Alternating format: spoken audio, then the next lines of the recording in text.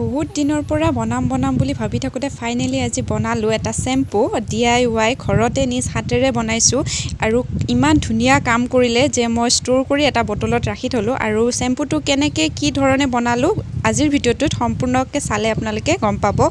তেনেহ'লে বলক ভিডিঅ'টো প্ৰথমৰ পৰা আৰম্ভ কৰোঁ।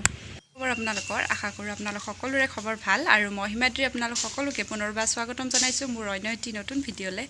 এটা DIY শ্বেম্পু বনাইছোঁ ঘৰতে আৰু বনায়ে মই চুলিখিনি ধুই আহিলোঁ লগে লগে মানে বনালেতো নহ'ব চাব লাগিব কেনেকুৱা কি কাম কৰে শ্বেম্পুটোৱে।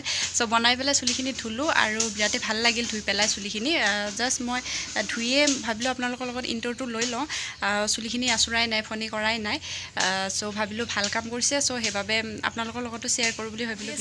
বনাম বুলি গুগলত চাই আছিলোঁ মানে বনোৱা হোৱা নাছিল বনাম বুলি ভাবি আছিলোঁ চ' আজি বনালোঁ আৰু কেনেকৈ বনালোঁ কি বস্তু লাগে সেইখিনি আপোনালোকক দেখুৱাম মই ধুনীয়াকৈ। চ' চুলিখিনি শুকোৱাৰ পিছত আৰু ভালকৈ দেখুৱাম আপোনালোকক কেনেকুৱা কি ৰিজাল্ট দিলে চুলিখিনি কেনেকুৱা হ'ল কেনেকুৱা লাগিল ধুই।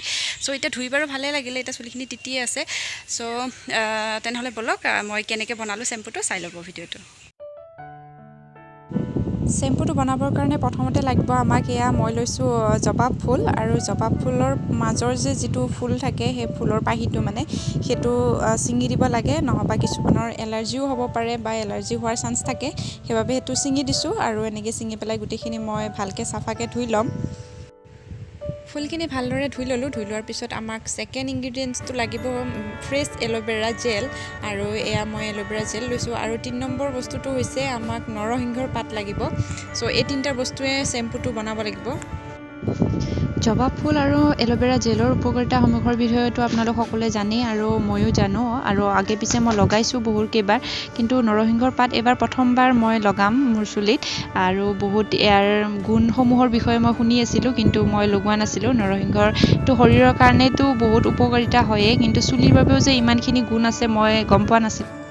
আৰু আমাৰ গৰমৰ দিনত যে চুলি গুৰিখন খুব বেছি ঘামি থাকে আৰু কম বয়সতে যে চুলি পকা সমস্যা দেখা যায় আৰু খুব বেছি চুলি সৰা সমস্যা এইবোৰ গোটেই সমস্যাবোৰ সমাধান কৰে নৰসিংহ পাতে।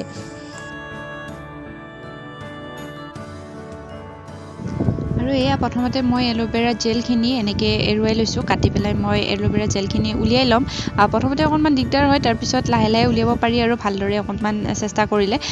চ' সেয়া সেনেকৈ মই উলিয়াই ল'ম আৰু তাৰমানে গোটেই বস্তুখিনিয়ে হৈছে আজি নেচাৰেল হয় গোটেইখিনি চ' বিৰাট ধুনীয়া এটা শ্বেম্পু হ'ব গৈ আছে ভিডিঅ'টো চাব শেষলৈকে। গোটেইখিনি বস্তু এনেকৈ মই ৰেডি কৰি ল'লোঁ আৰু এল'ভেৰা জেল ইমানখিনিয়ে লৈছোঁ ইমানখিনিয়ে হৈ যাব আৰু গোটেই বস্তুখিনি মই একেলগে এতিয়া মিক্সাৰ মেচিন এটাত মই ভালদৰে পিচি ল'ম। আৰু এয়া মই ধুনীয়াকৈ মিক্সাৰ মেচিনত পিচি লোৱাৰ পিছত এনেকুৱা হৈছে গোটেইখিনি আৰু ইমান ধুনীয়াকৈ মানে পিচি গৈছে গোটেইখিনি মিহল হৈ গৈছে। চ' এনেকৈও লগাব পাৰে চুলিত বিচাৰিলে কিন্তু মই শ্বেম্পু ফৰ্মত বিচাৰিছোঁ সেইবাবে মই গোটেইখিনি একাপ পানী মিক্স কৰিছোঁ ইয়াতে মিক্স কৰি পেলাই মই ধুনীয়াকৈ এখন চেকনিৰ সহায়ত চেকি ল'ম।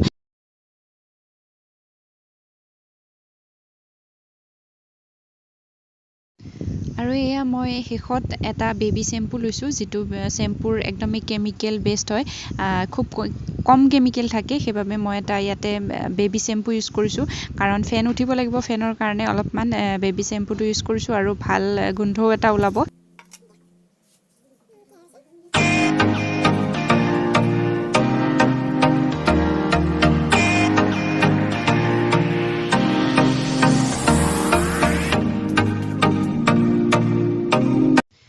গোটেইখিনি চেকি লোৱাৰ পিছত মই ভালদৰে এনেকৈ মিক্স কৰি আছোঁ যিখিনি শ্বেম্পু দিছিলোঁ শ্বেম্পুখিনিৰ লগত ভালদৰে মিক্স কৰি লৈছোঁ।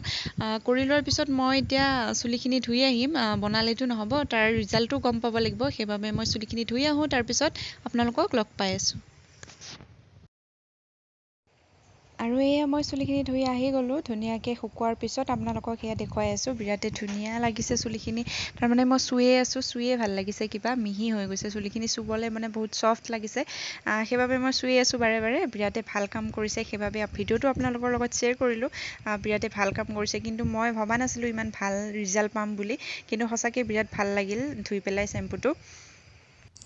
এইটোৱে আছিল মোৰ DIY শ্বেম্পু আজি বনালোঁ আৰু আপোনালোকৰ লগত শ্বেয়াৰ কৰিলোঁ আৰু মই লগাই ভাল পালোঁ সেইবাবে এটা বটলত ষ্ট'ৰ কৰি ৰাখিলোঁ।